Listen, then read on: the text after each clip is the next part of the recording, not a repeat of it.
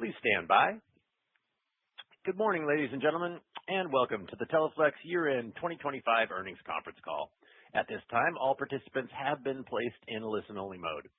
At the end of the company's prepared remarks, we will conduct a question-and-answer session. Please note that this conference call is being recorded and will be available on the company's website for replay shortly. And now I will turn the call over to Mr. Lawrence Keusch, Vice President of Investor Relations and Strategy Development. Lawrence? Good morning, everyone, and welcome to the Teleflex Incorporated Year-End 2025 Earnings Conference Call. The press release and slides to accompany this call are available on our website at teleflex.com. In addition, we have provided supplemental non-GAAP income statement information for 2025 continuing operations in the appendix of our slide deck, which can be found on our investor relations website. As a reminder, a replay will be available on our website. Those wishing to access the replay can refer to our press release from this morning for details. Participating on today's call are Stuart Randle, Interim President and Chief Executive Officer, and John Deren, Executive Vice President and Chief Financial Officer. Stu and John will provide prepared remarks, and then we will open the call to Q&A. Before we begin, I'd like to remind you that some of the matters discussed in the conference call will contain forward-looking statements regarding future events as outlined in the slides posted to the investor relations section of the Teleflex website. We wish to caution you that such statements are in fact forward-looking in nature and are subject to risks and uncertainties, and actual events or results may differ materially. The factors that could cause actual results or events to differ materially include, but are not limited to, factors referenced in our press release today, as well as our filings with the SEC, including our Form 10-K, which can be accessed on our website. Now, I will turn the call over to Stu for his remarks. Thank you, Larry, and good morning, everyone. In January, I stepped into the role of interim CEO. As a reminder, the board made its decision to transition the Chief Executive Officer position following the announced sale of our acute care, interventional urology, and OEM businesses, and as Teleflex enters its next phase as a more focused, higher growth organization. We remain grateful for Liam Kelly's impactful leadership and the significant contributions he made during his tenure. The board is actively conducting a CEO search with the support of Spencer Stuart, a leading executive search firm, and is evaluating external candidates. While we are moving with urgency, we are taking a disciplined and thorough approach to ensure we identify the right leader with the experience and capabilities to guide Teleflex in the future. At the same time, it is critical that we maintain momentum across our strategic priorities during this transition period. By way of background, I have had the privilege of serving on Teleflex's board since 2009, and I bring more than 3 decades of experience in the medical device and healthcare industry. As interim CEO, my immediate focus is on execution, advancing the closing of our 2 strategic divestitures, consistently delivering on our financial commitments, and ensuring continuity across the organization.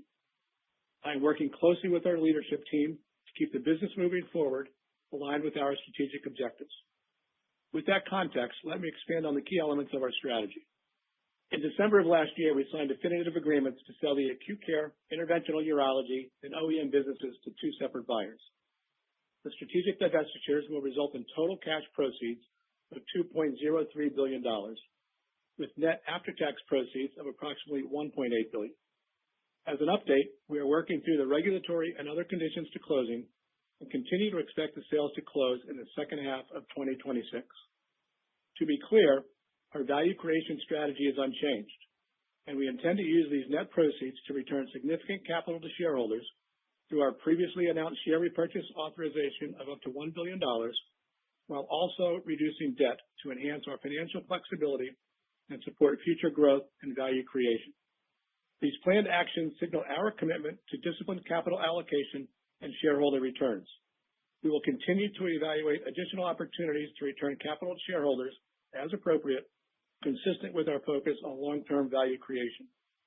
The creation of Teleflex RemainCo, which represents our continuing operations, results in a more focused and optimized portfolio centered on highly complementary businesses. vascular, which now includes the emergency medicine portfolio, interventional, which no longer includes the intra-aortic balloon pump portfolio, and surgical. We are positioning Teleflex as a medical technologies leader with increased flexibility to invest in innovation and compete in these priority markets. Specifically, product innovation will be a strategic priority for investment going forward, and we expect R&D expense for RemainCo to represent approximately 8% of sales compared to approximately 5% of revenue that Teleflex spent historically. A couple of comments regarding our 2026 adjusted EPS guidance. For 2026, our adjusted EPS guidance is in the range of $6.25 to $6.55. However, it is important to note that there are a number of assumptions included in this guidance that will have significant impacts on our EPS as we move through 2026 and into 2027.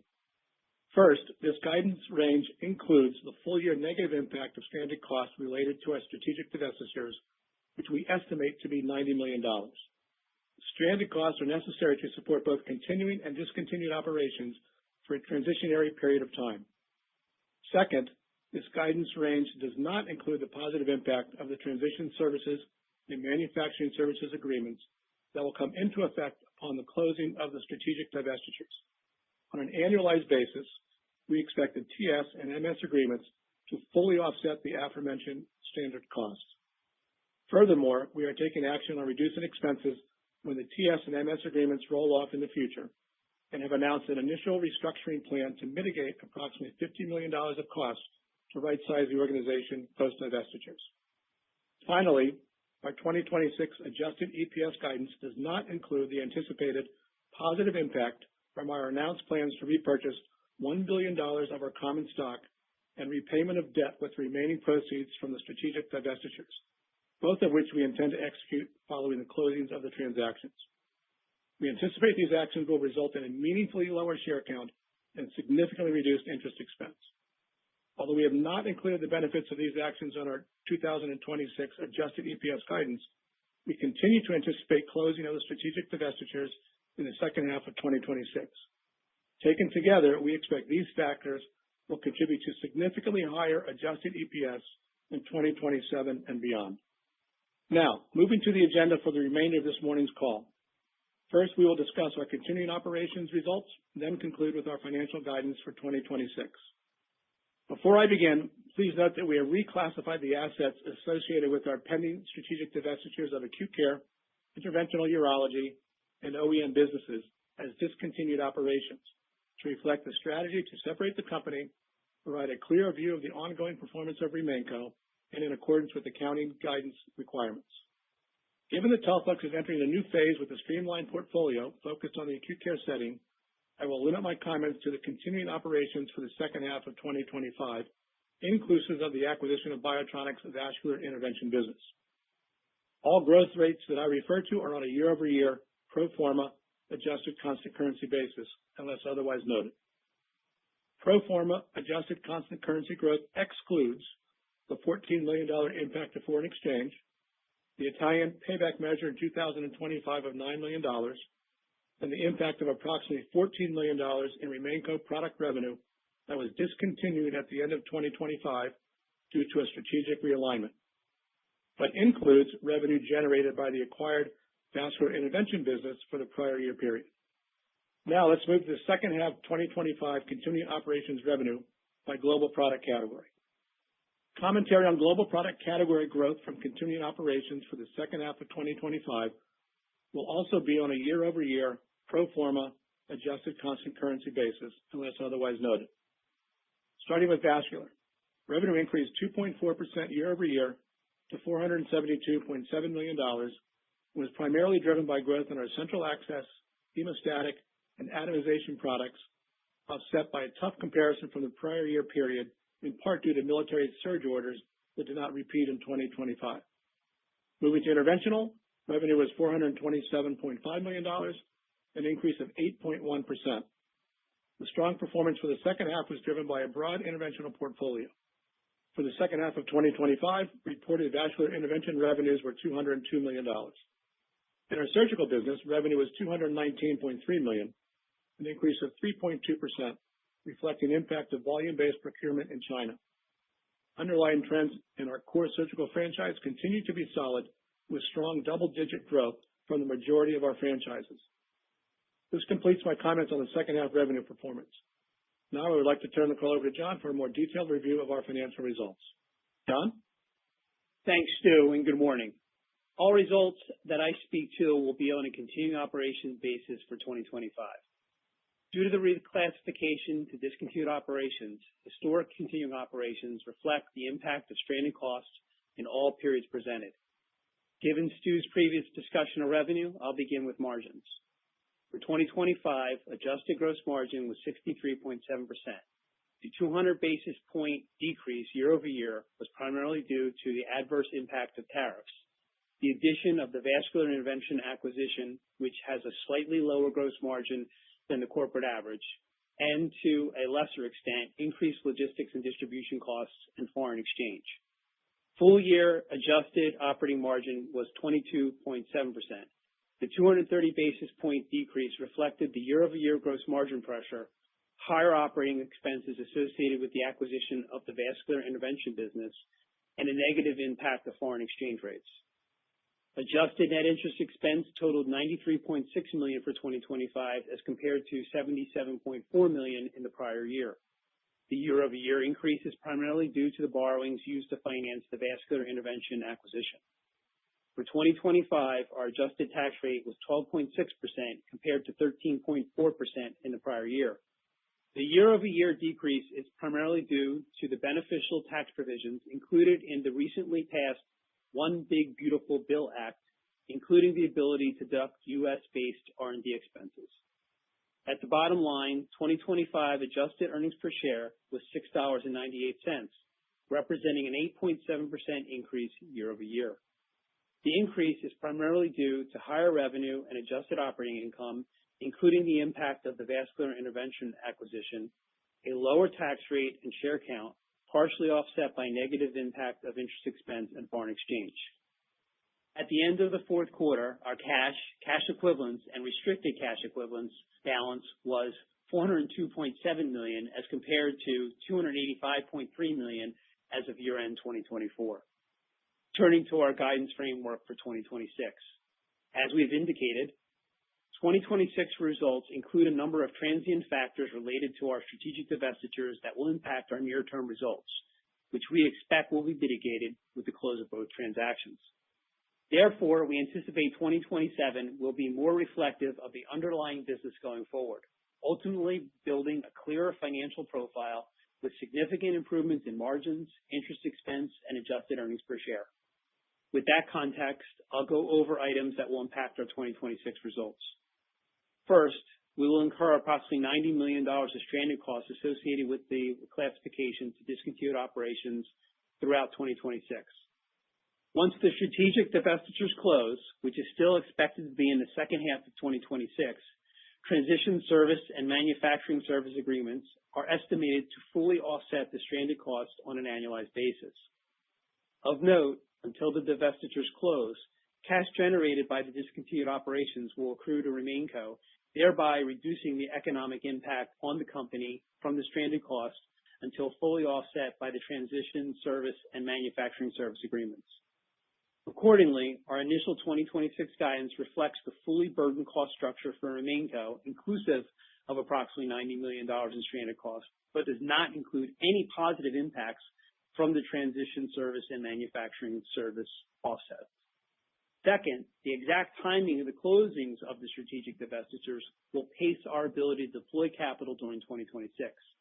As a reminder, we expect to receive net proceeds of approximately $1.8 billion after tax from the divestitures. We remain committed to returning significant capital to shareholders through our previously announced $1 billion share repurchase authorization and our intention to repay debt with the remaining proceeds from the strategic divestitures. We continue to expect to close the divestitures in the second half of 2026. As we receive these proceeds, we will execute on our capital deployment initiatives with continued focus on maximizing value. As we look forward to 2027 and beyond, we anticipate these capital deployment actions, in combination with the impacts of the transition service arrangements and manufacturing service arrangements, and our efforts to further mitigate stranded costs and right-size the organization, will result in a significant increase in our adjusted EPS. Moving to a review of our 2026 guidance. Please note that our 2026 guidance is provided on a continuing operation basis and excludes the acute care, interventional urology, and OEM businesses. For year-over-year comparison purposes, 2026 guidance is based on a pro forma adjusted constant currency growth that excludes the impact of foreign exchange and the Italian payback measure in 2025 of $14 million and $9 million respectively, and the impact of approximately $14 million in product revenue that was discontinued at the end of 2025 due to a strategic realignment.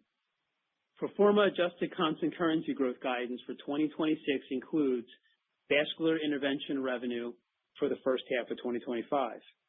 We expect pro forma adjusted constant currency revenue growth for 2026 to be in the range of 4.5 to 5.5%. To put the 2026 growth outlook into context, continuing operations delivered 4.7% pro forma adjusted constant currency revenue growth in the second half of 2025.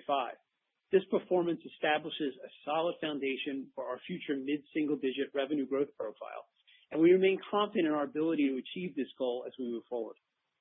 Turning to adjusted earnings per share, we expect a range of $6.25 to $6.55 in 2026. Again, this reflects a set of assumptions and excludes a number of factors as already discussed. Additionally, for modeling purposes, you should consider the following. We expect 2026 adjusted operating margin to be approximately 19%, which reflects the full impact of approximately $90 million in stranded costs associated with the separation activities and no offsetting benefit from transition service and manufacturing service agreements during 2026. In addition, I would also note that our 2026 operating margin is inclusive of R&D investment of approximately 8% of sales.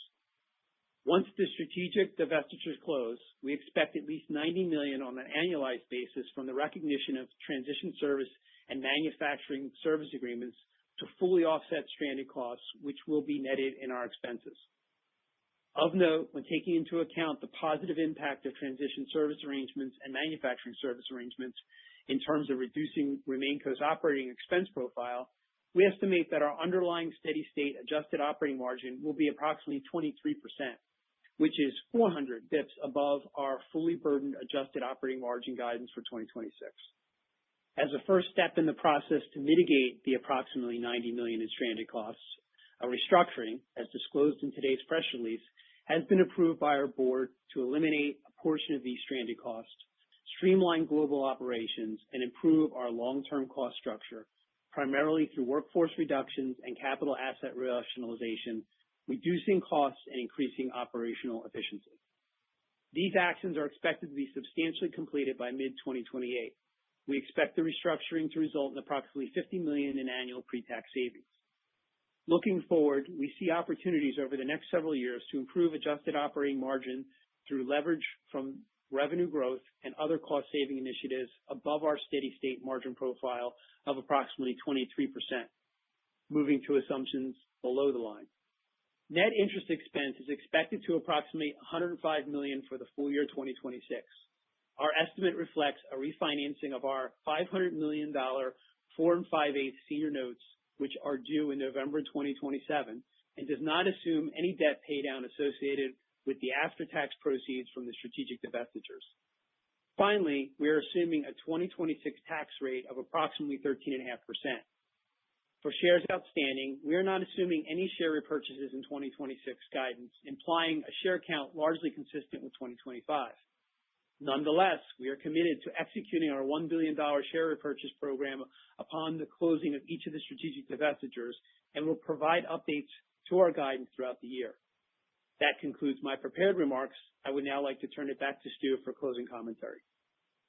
Thanks, John. In closing, I will highlight our 3 key takeaways from the fourth quarter. First, Teleflex is in the midst of a transformation that optimizes our portfolio, creates a more focused medical technologies leader, and positions our company for meaningful value creation opportunities going forward. It is energizing to see how focused and committed our team has been to delivering for customers, patients, and shareholders. Second, RemainCo delivered strong pro forma adjusted constant currency growth of 4.7% year over year in the second half of 2025.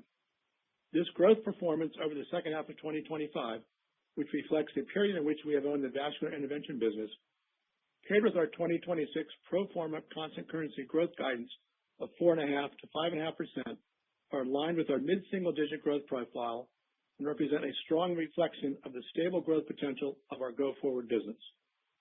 Third, we continue to expect our two strategic divestitures to close in the second half of 2026 and remain committed to using the estimated $1.8 billion in after-tax proceeds from the transactions to return significant capital to shareholders through a $1 billion share repurchase program, while also reducing debt to enhance our financial flexibility and support future growth and value creation.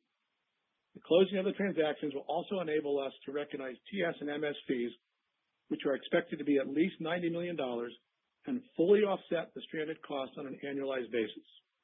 We are also actively engaged to reduce our costs with today's announced restructuring that is targeting approximately $50 million in savings. With the more streamlined portfolio and clear strategic priorities, we will be well positioned to drive durable performance and long-term value for shareholders.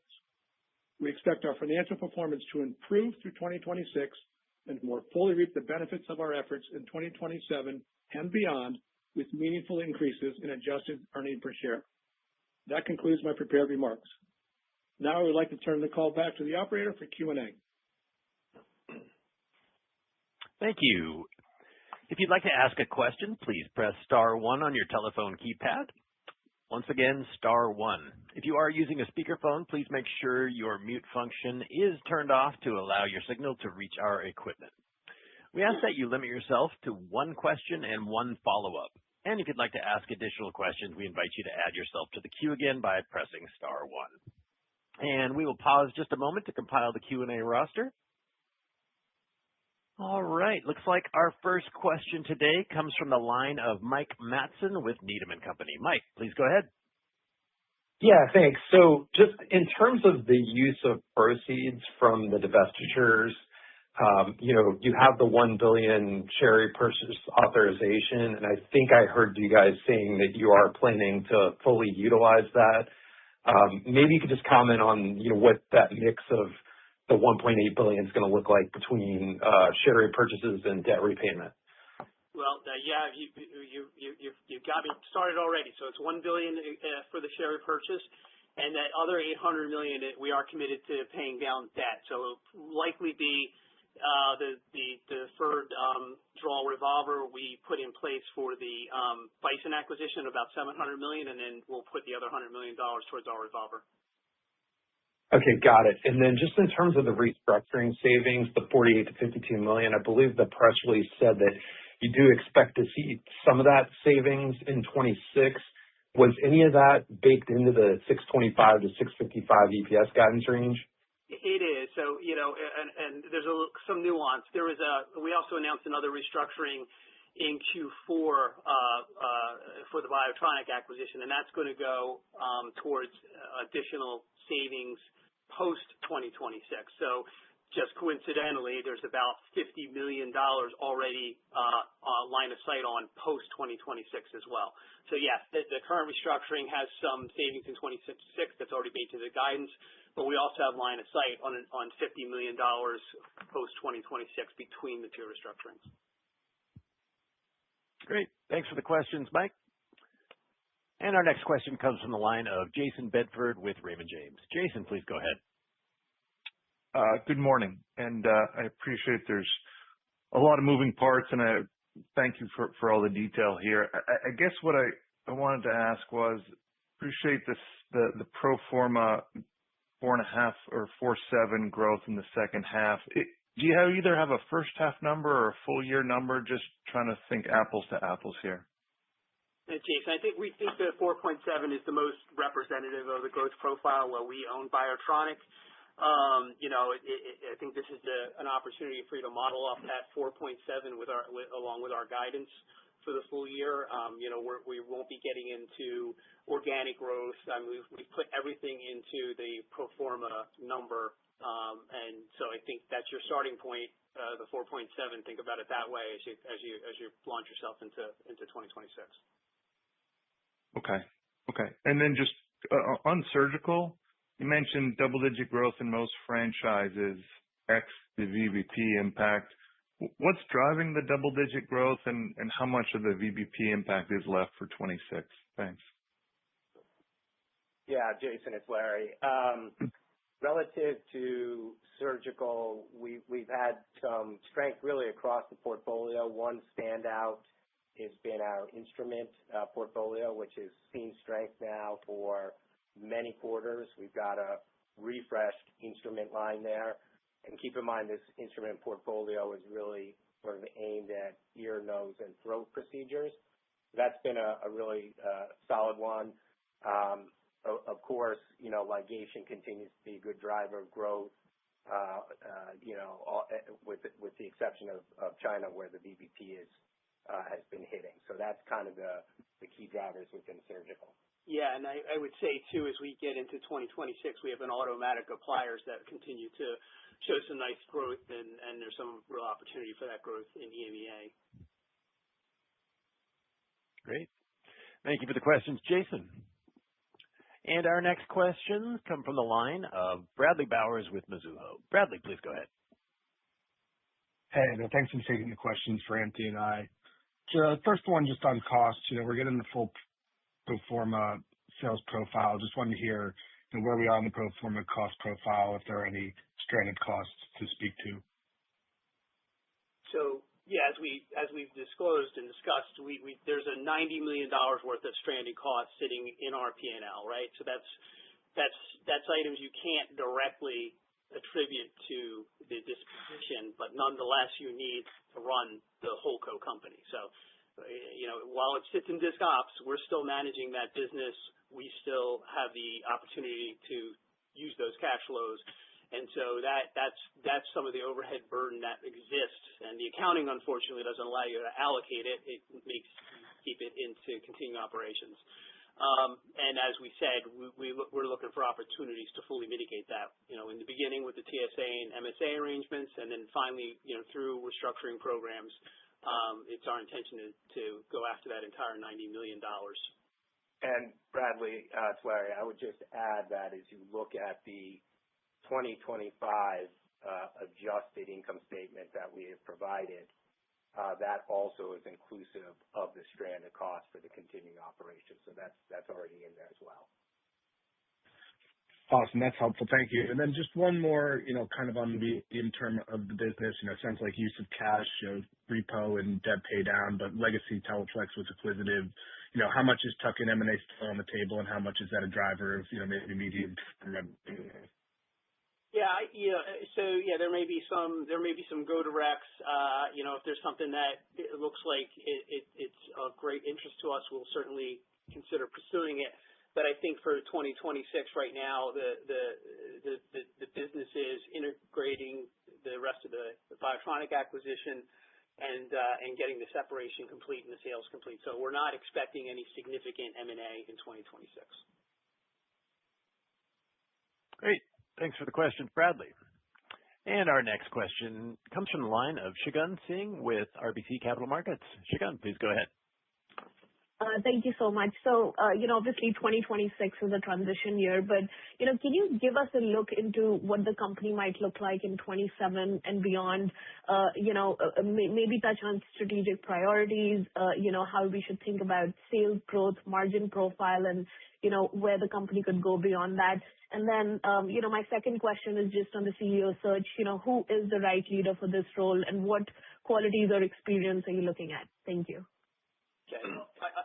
I'll start with your first question, and Shagun, we're not putting out a long range plan right now, so I'm not gonna give you growth profiles for 27 or what things may look like. I think when you're thinking about 27 though, when you think about the mid-single digit growth, you look at 27 with our ability to take out the stranded costs, our ability to pay down a significant amount of debt, and then buy back shares. I think you'll find a really, with your own math, a really nice underlying margin, and then I think with the share buyback, you should find yourself coming up with a significant uplift in the EPS. but I'll let you do that math, but I do not have guidance otherwise for 2027. Yeah, this is Stu. On the CEO search, as we've previously reported, we're working with Spencer Stewart on the search. We're really focused on people who have demonstrated experience, mid-size, high-growth organization, operating on a global basis, really focused on high-acuity hospital settings. All right. Thank you for the question, Shagun. And our next question comes from the line of Ravi Misra with Truist Securities. Ravi, please go ahead. Hi, great. Thanks for taking the call. So just a couple questions. Given the recent rulings on tariffs, can you kind of help us think about how that's contemplated in your outlook for Canadian operations? And then just, on this kind of cost reduction program that you've implemented and, mitigation that's coming in the following year, help us think about maybe how quickly the pace of that could maybe come in. I think kind of mid-20s was our expectations for kind of RemainCo operating margin a year ago. It sounds like low 20s is the kind of new base that we should be thinking about. Help us think about maybe what gets us back to that mid-20s and above range. Thank you. Yeah, I think operating leverage. So if you start, I won't tell you guys how to do your models, but if you start modeling out 27 with mid-single digit growth, and you take out the stranded costs, the mitigation for the stranded costs, I would think you're quickly going to find yourself back in that mid-20s is what I would suggest. But I'll let you decide how you model that. As for tariffs, our plan does contemplate the tariffs that were expected last week before the Supreme Court's decision. And now there's, certainly some significant uncertainty whether these additional tariffs will come in 10% tariff or 15% tariff, or wherever it may land. We did consider that we have additional tariffs of about $18 million this year on top of the prior year, so somewhere in the neighborhood of $35 million. What I would tell you is so there would be some obvious savings if the Supreme Court ruling was it, and that's where it stood. Of course, those savings get much less if you're in the 10 to 15% realm, and then the question becomes: this 150 days, is that the end of it? And is the administration going to find another opportunity to push tariffs? So I think with all the uncertainty, we've left our plan where it's at before the Supreme Court decision. So there's likely some upside, but again, I can't tell you that for sure. Keep in mind that when we pay tariffs, they get capitalized in inventory. So a lot of what is in our plan is already sitting on our balance sheet and will come to find its way into the P&L. So despite tariffs ending, that would happen, and typically you're looking at least 2 quarters before you start seeing some relief. And so I think you're just if you're trying to think about what that opportunity might be, keep that in mind. And as far as refunds, that's anybody's guess right now. I think many think it's going to be very, very difficult to get a refund from the federal government. I'm sure you've seen several organizations have already filed lawsuits requesting refunds. So unfortunately, we're back to this uncertainty, but that's what's contemplated in our plan right now is the full year of tariffs, and we'll continue to update everyone as we know more as the days progress. All right. Thanks so much for the questions, Ravi. And our next question comes from the line of Matthew O'Brien with Piper Sandler. Matthew, please go ahead. Good morning. Thanks for taking the questions. John, just to be more direct on, I know you don't want to talk about 27 too much, but as I do the math on the stranded costs, the potential benefits from the debt pay down and then the share repurchases as well for this year, and I know it's all pro forma and you're not doing it all this year, but I'm getting more like, $9.50, almost $10 in earnings this year. Is that a fair way to think about what the pro forma 26 number could look like, given that you're excluding those benefits right now? And then I do have a follow-up. Thanks. Yeah, I don't want to, I can't confirm your model. I think there's some opportunity in there too, and there is the reality is we're going to have some of the restructuring benefits happening at the same time. So the $90 million gets more than offset. So you got all the pieces. There's the restructuring, there's the covering the TSA, MSA costs. If you're modeling 27, I assume you should be able to come up with some leverage if you're thinking mid-single digit growth. So you have that opportunity, and I can't speak for how you're coming up with your shares. I mean, that's going to be a debate on share price to be sure, but I would think you'd find yourself closer in that in the $10 or more range is what I would think. But yeah, and Matt, it's Larry. I would just again reiterate, we absolutely intend to deploy the proceeds from the transaction for that $1 billion share repurchase authorization that's in place, and the remaining $800 is debt payment. Yeah, sorry. So you have significant interest savings you should be modeling for 2027. Yeah. I'll leave it there. Thank you. Great. Thanks, Matt. And our next question comes from the line of Larry Biegelsen with Wells Fargo. Larry, please go ahead.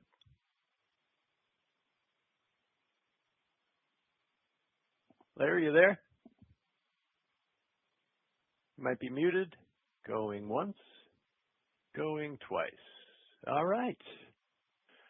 Let's go on to the next question, and that is from Michael Polark with Wolfe Research. Michael, please go ahead. Hi, good morning. I didn't hear a ton about Biotronic integration. Can we just get an update on how that's going, sales force, retention, cross-selling, U.S. versus Europe? What have been the highlights so far? Any challenges that have popped up? I think it's gone well.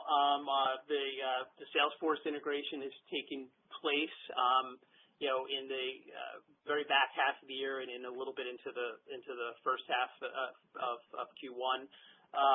We did, if you go back to Q4, we did announce a restructuring related to the DI acquisition.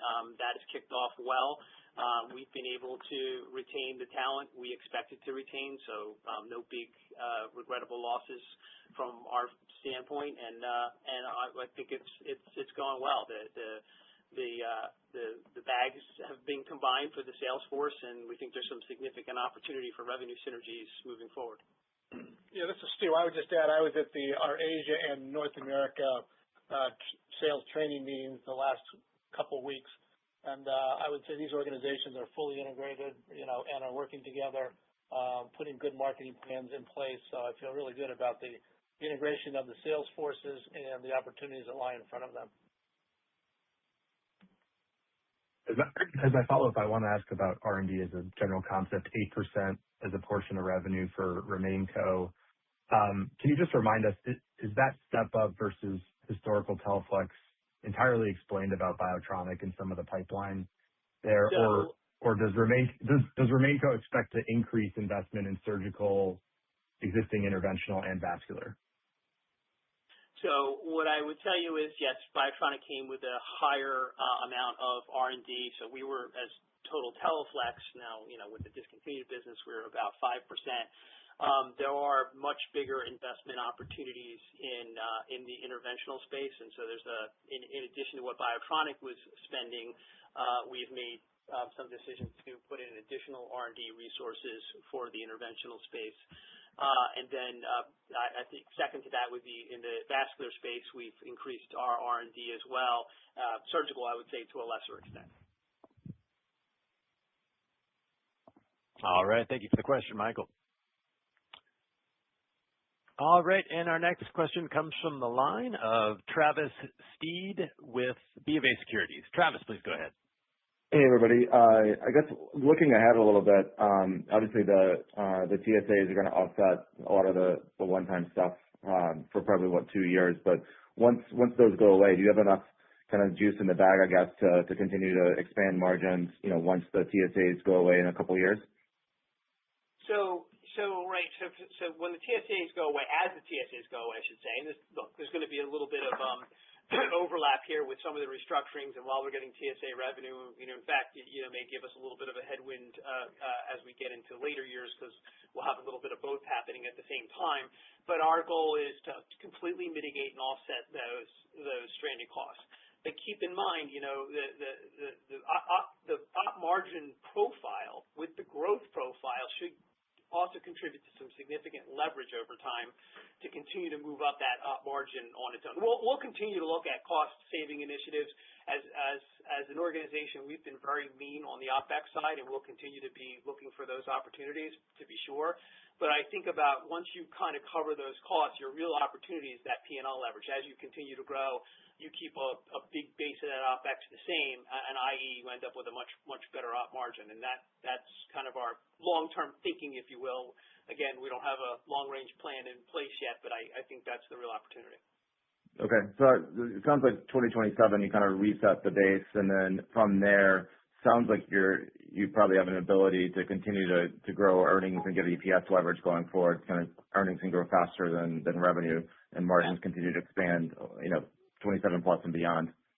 That's right. And I think that, I'm sorry, it's not, just resetting the base in 27. Some of that opportunity for leverage exists in 27 as well. So, 26 as well, and 27. Great. Thanks for the questions, Travis. And we have a follow-up question from Larry Biegelsen. Larry, please go ahead. Hey, guys. Can you hear me? Yeah, we got you. All right. Thanks. Sorry about that. Dropped a couple times. So hopefully, I don't think this was asked yet. Just on revenue for 2026, you grew, 4.7, RemainCo 4.7% in the second half of 25. The guidance calls for similar growth in 26. So what's giving you the confidence to start the year there? Given that you guys have had some, missteps, recently, and you don't have a permanent CEO. That's my first question. Maybe just a second, John, just any phasing considerations, for 26, for revenue and margins. Thank you for taking the questions, guys. Sure. And Larry can spend some time with you later on some of the cadence, but there will be a step up over the 4 quarters from the beginning of the year, with the recent integration and the new combining of the bag. There's also some step up as you move through the year. VBP impacts in 2025 were more pronounced in the second half of 2025. So, two things as I think about the confidence in that trajectory are those. I think there's a real opportunity for that sales synergy to take place. And again, the comps get a little easier in the second half because of the VBP. We'll still have some VBP impacts in 2026, likely in our surgical business, but we think the lion's share of VBP is behind us now. Great. Thank you for those follow-ups, Larry. And that is all the questions we have today. So I will now turn the call back over to Lawrence Kirsch for closing remarks. Lawrence?